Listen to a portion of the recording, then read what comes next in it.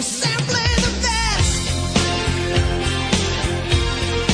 Better than all the rest. Hello guys, welcome back to the channel. It's JPA here. In today's video I'm going to be talking about Rangers' new signing, Kemar Roofe. Just before getting to this video, if you'd like to hit the subscribe button if you're new to the channel. And we'll just get straight into this video, guys.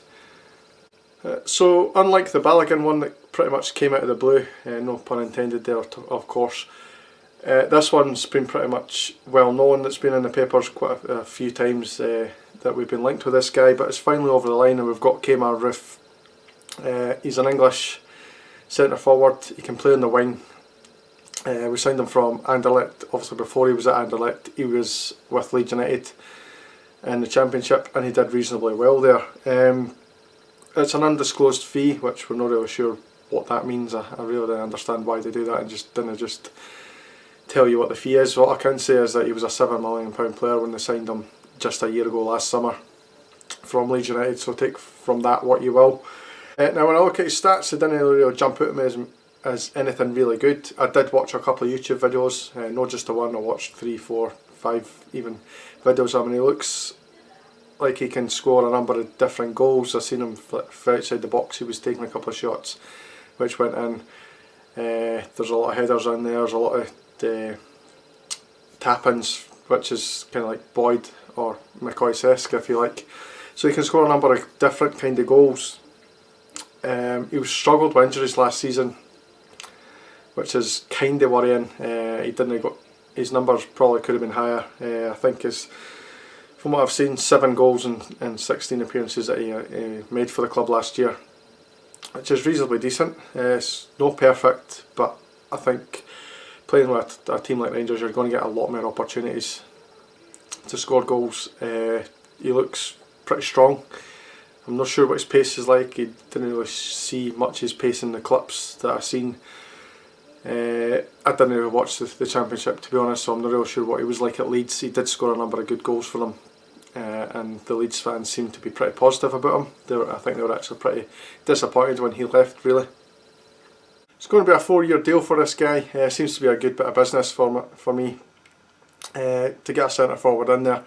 Speaking of centre forwards, we're also linked with a guy called Cedric Itten, or Eaton, not really sure how to pronounce that yet. Swiss player, plays for St Gallen, looks reasonably good as well, but again you can't really tell from YouTube clips. I mean, look at like Sajaria and even Shea Ojo, look pretty decent when you looked at their YouTube videos, and they turned out just didn't really fit the club, so it's always difficult to try and gauge that. Another player we're strongly linked with, and I think we're real close to signing this guy, although there are reports that it's not actually going to happen, is Bongani Zungu. I'm sure you've heard a lot about him if you watch, if you follow CG Novo on YouTube. You'll know that he did a big breakdown on the guy. He's a central defensive midfielder who's very comfortable on the ball, particularly in tight areas. Looks after the ball very, very well. He looks like a decent signing if we can get that over the line. 27-year-old from French club Amiens. The main reason I want to talk about these players and the centre forwards and stuff is to put this question to you. Do you think these players coming in, or these players that we're being linked with, particularly centre forwards, kind of paves the way for Alfredo Morelos to leave now?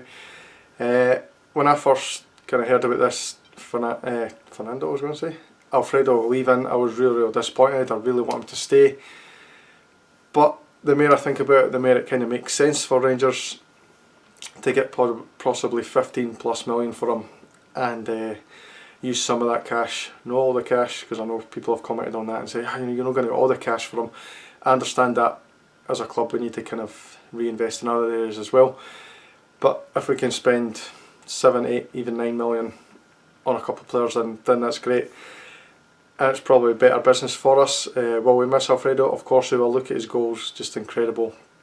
His work rate is exceptional. His all-round play I think is really good as well. So obviously we're going to miss Alfredo if he does go, but I'm very excited for the future of Rangers bringing in these players, or being linked with these players, because these aren't just like a free transfer or £100,000 player.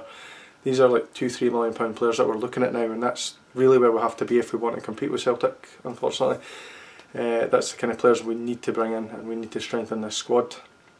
And saying that, I really do think we've got a good squad, and if we get all these players that we're linked with just now, it could be exciting times ahead. I forgot to say at the start of the video where I was talking about Kemar, he's missed the deadline for Thursday's game against Bayer Leverkusen, so he hasn't travelled with the squad. The squad are away this afternoon travelling to that game, so he'll meet up with the squad once they come back, whatever the score is. Obviously we'll do a video for that probably tomorrow night. Actually, I'm going to have to do that to predict the score of that, but that's another story. If you're new to the channel, as I say, please subscribe.